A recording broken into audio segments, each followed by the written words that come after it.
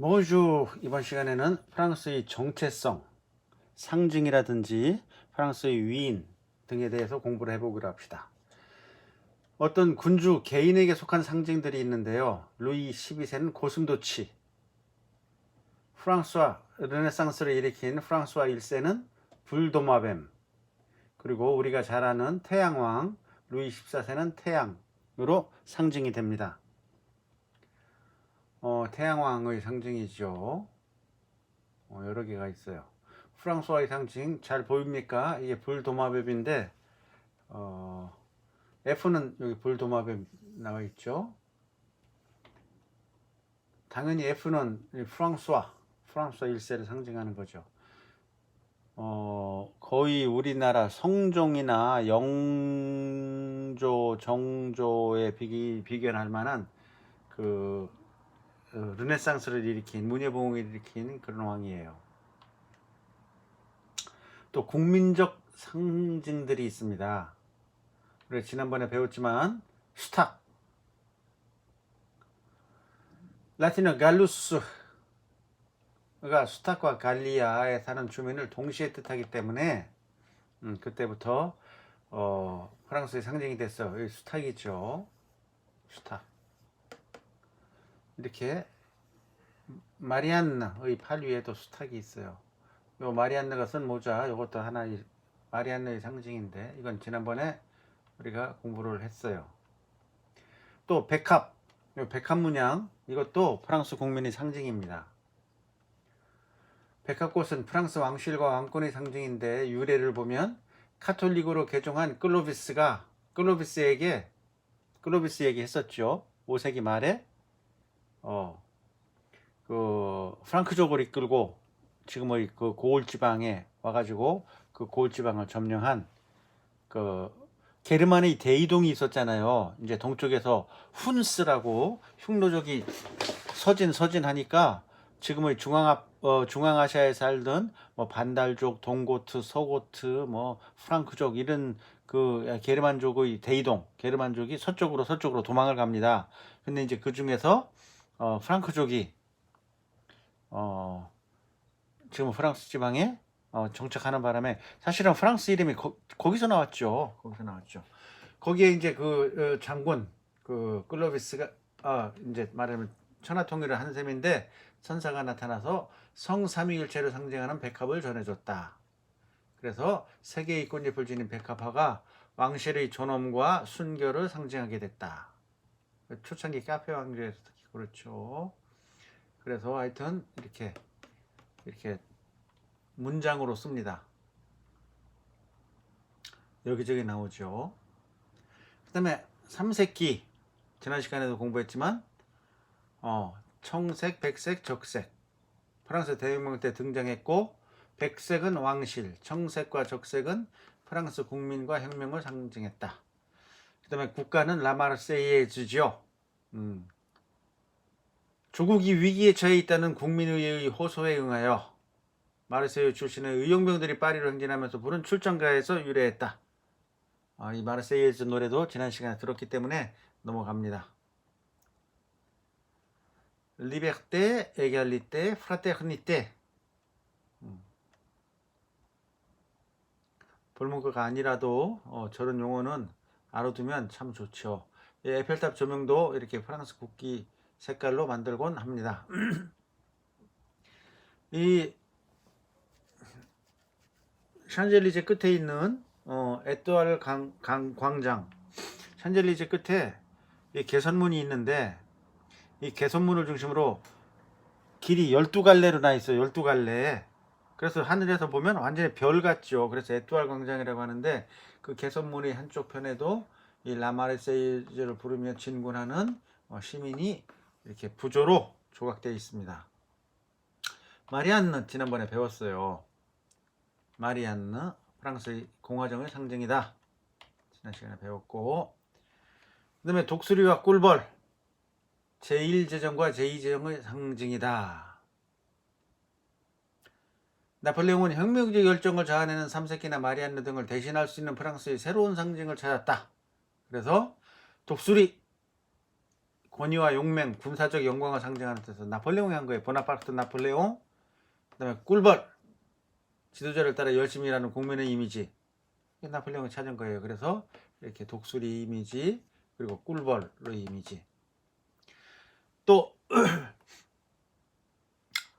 1789년에 프랑스 대혁명이 일어났다고 그랬잖아요. 근데 대혁명 100주년 기념 1889년, 이때 산업혁명이 이미 일어나가지고 이제 기계문명, 전기기관, 전기가 들어오고 막 이럴 때입니다. 그래서 말하자면 2차 산업혁명이 일어나서 인류의 미래가 끝없이 번영할 거다, 번창할 거다.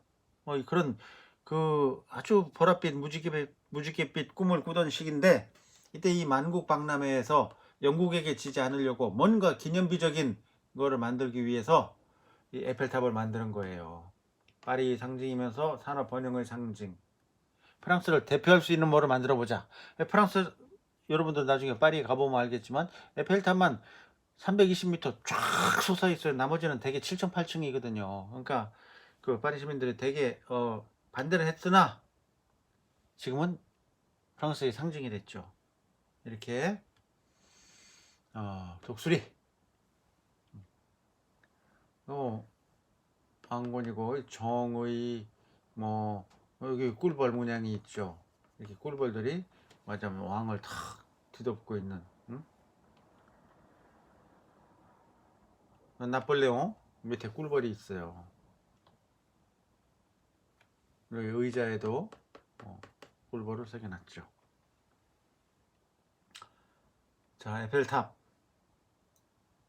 여기 에펠탑 다리 하나가 한 25m, 그 다음에 한 100여 미터 이 공간, 그 다음에 또 25m. 굉장히 크죠. 밑에가 맞으면 150m 이렇게 되는 거예요.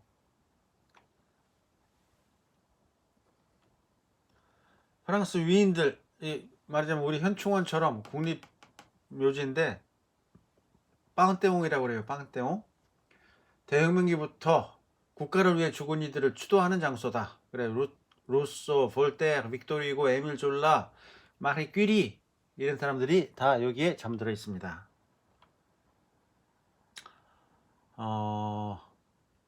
내부는 이렇게 생겼어요.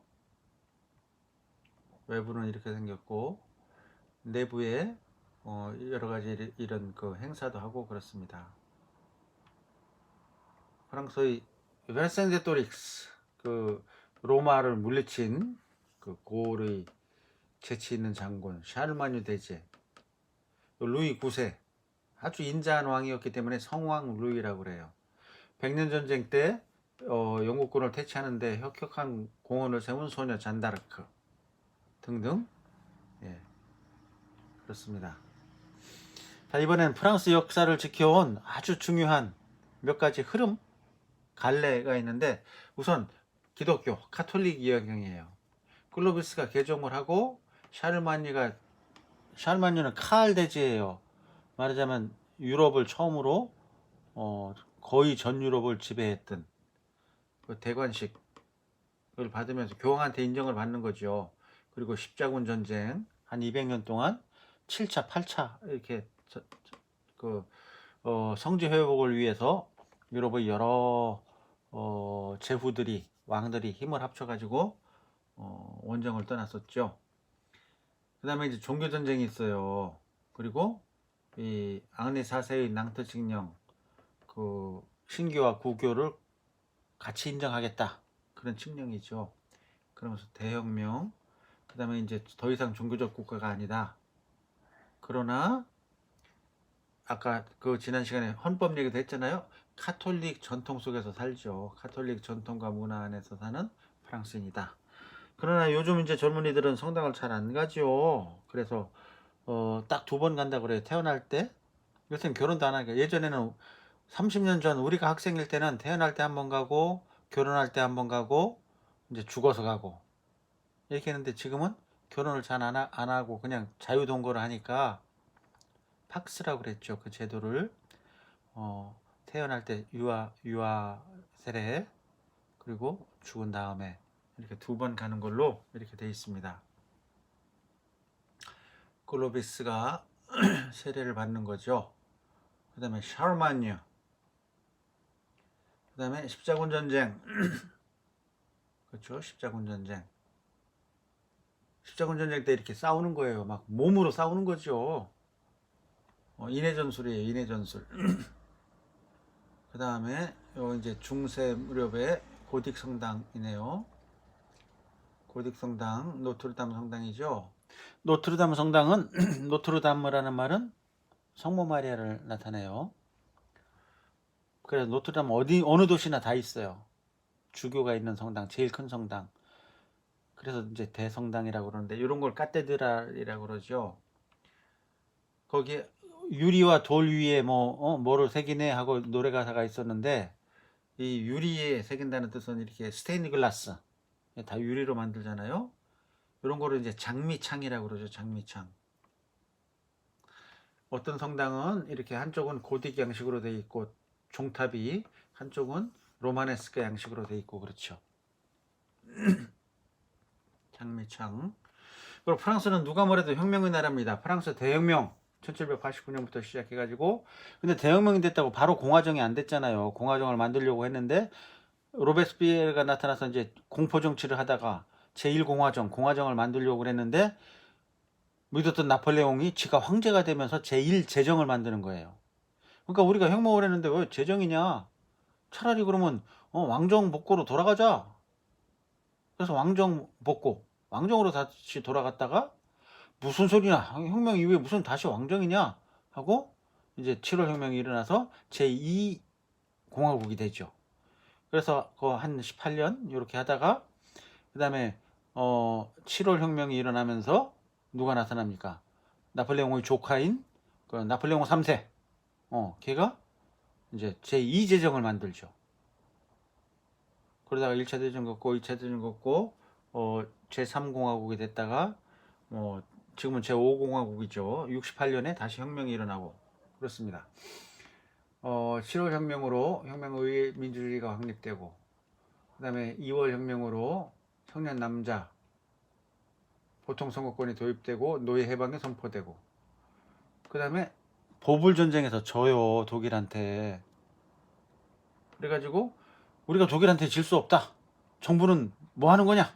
독일한테 항복을 하다니 우리 시민군은 끝까지 독일과 투쟁하겠다 하면서 파리 해방구를 만들죠. 그게 파리 꼬민이에요. 노동자 중심으로 파리 꼬민을 만드는 바람에 이제 권리가 신장되고 그렇죠. 그리고 68년 무브먼트의 5월 혁명. 이게 엄청난 세계적인 사건이죠. 20세기 최대의 사건 중에 하나인데 우리나라는 그때 박정희의 그 유신 독재를 준비하느라고 이 6월 혁명의 정신이 안 들어왔어요. 이 6월 혁명은 유럽에 다 퍼지고 대상을 건너 미국까지 퍼지고 미국에서 일본까지 왔는데 태평양을 건너 일본까지 왔는데 우리나라는 못 들어왔죠. 이 6월 혁명 얘기는 또 나중에 할 기회가 있을 겁니다. 대혁명 때 7월 혁명 때 2월 혁명 때 그리고 파리 꼬민 다 바리케이트가 있죠. 바리케이트. 그 다음에 이건 언제입니까? 아마도 68년 혁명. 68년 혁명. 이게 뭐라고 써 있는 거냐면은 말하는 거를 금지시킨다는 것을 금지한다. 언론의 자유를 얘기하는 거죠. 그 다음에 넬리프렐레 리퍼. 이때 맞으면 동선 냉전 시대이기 때문에 그 여기 프랑스에도 금서가 있었나 봐요. 책들을 해방하라. 책들을 석방하라. 이런 구호예요. 그리고 이제 대중교육. 뭐 소르본느가 더 좋고 뭐 무슨 대학은 더 나쁘고 뭐 이런 거 말고 다 대학을 똑같게 해라. 그래서 대중한테 열어라. 자유와 자발성을 주장한 거죠. 그 당시에 시위할 때 어느 용감한 그 여대생이 이런 시위를 했다고 그래요. 네. 그 다음에 내가 좋아하는 이 민중의 노래인데 이 민중의 노래를 원어로 한번 들어봅시다.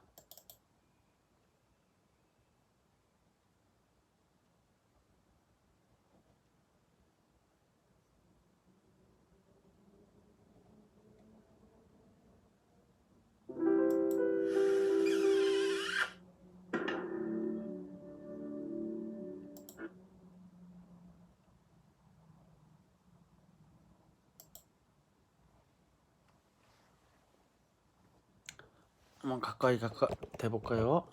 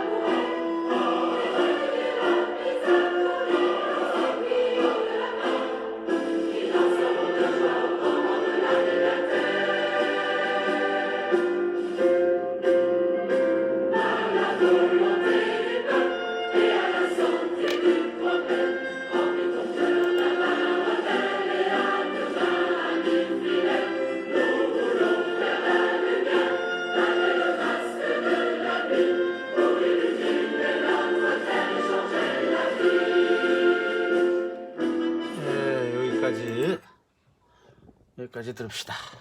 그 다음에 다시 이걸 맞추고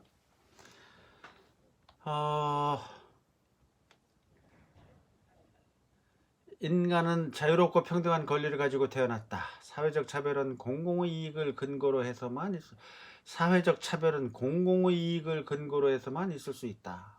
이게 권리장전 1조예요. 자유롭고 평등한 권리를 가지고 태어났는데 공공의 이익을 위해서는 사회적 차별이 가능하다. 우리나라 지금 이 팬데믹 시대에 뭐 종교의 자유니 어쩌니 주장하는 그 쓸데없는 것들이 있죠.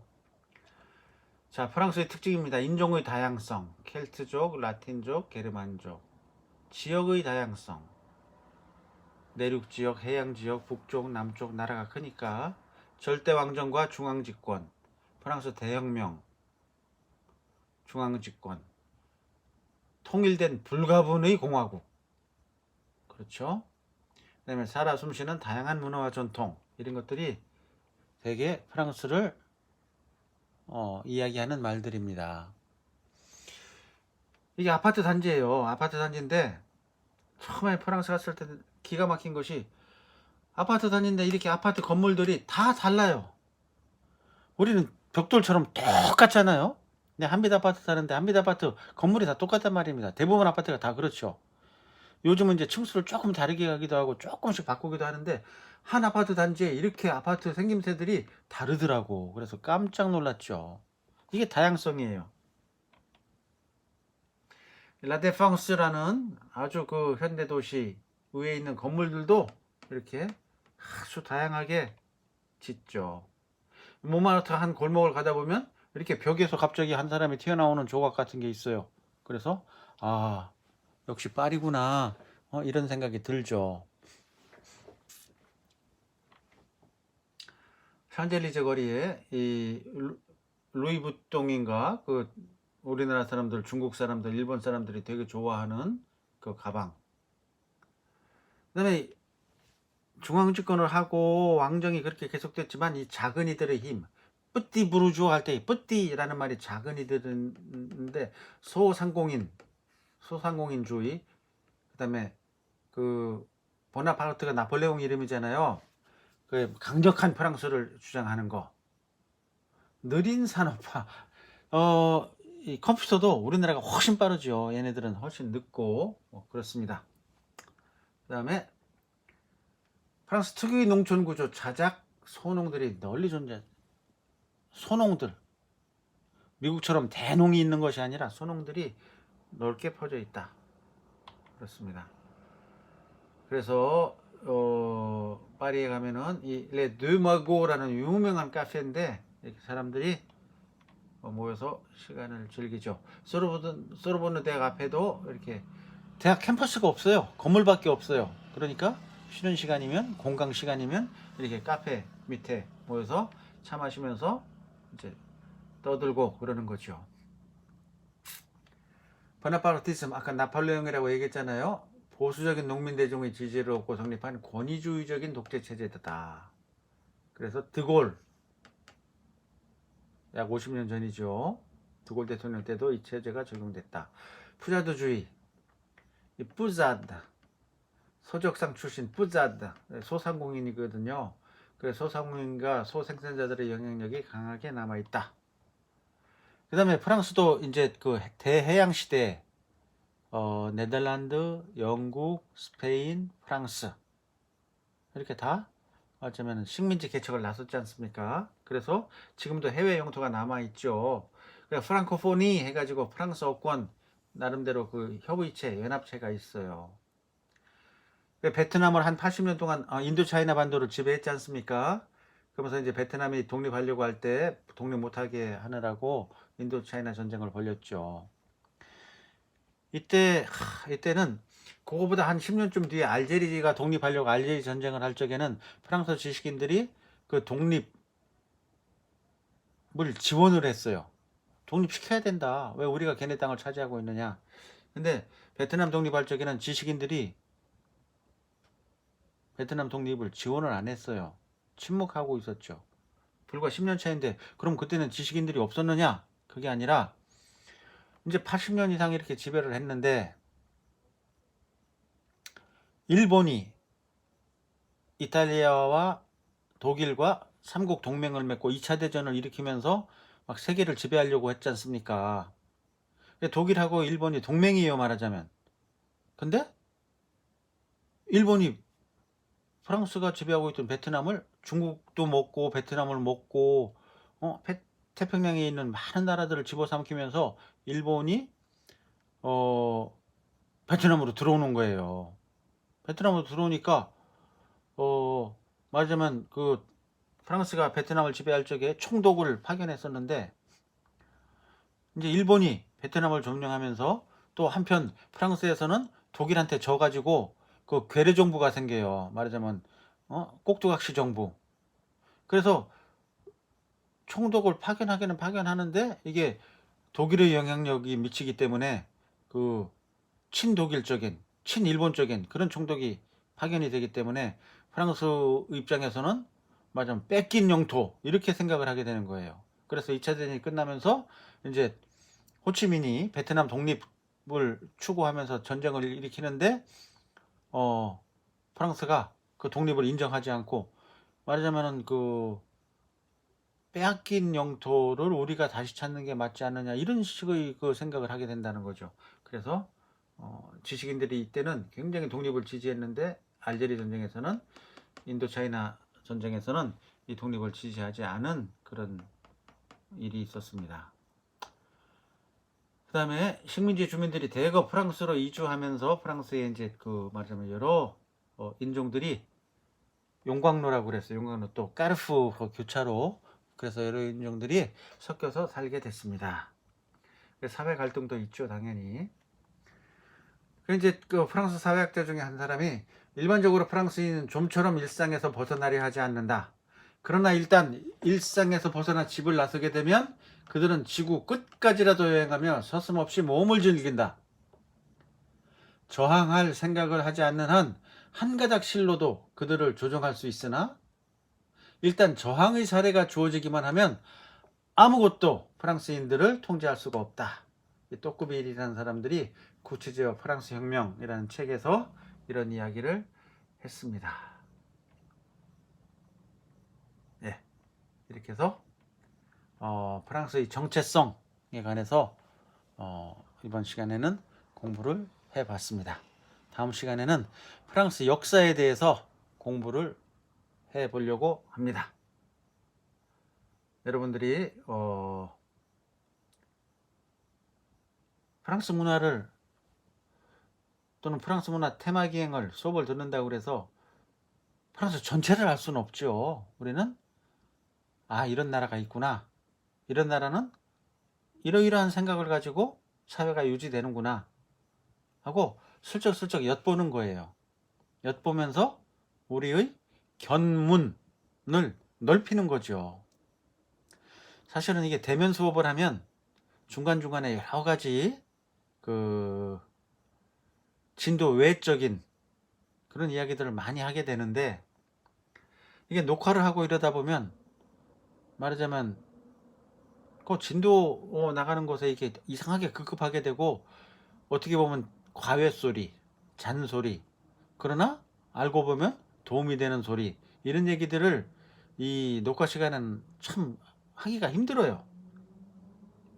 그런 면이 있어서 그래서 이제 녹화 수업은 25분 수업을 50분 수업으로 이렇게 대충 평가하기도 하고 그런 건데, 하여튼 안타깝게도 여러분들하고 대면 수업을 못해서 더 많은 폭넓은 여러 가지 재밌는 이야기들을 할 수가 없어서 그게 참 안타깝습니다.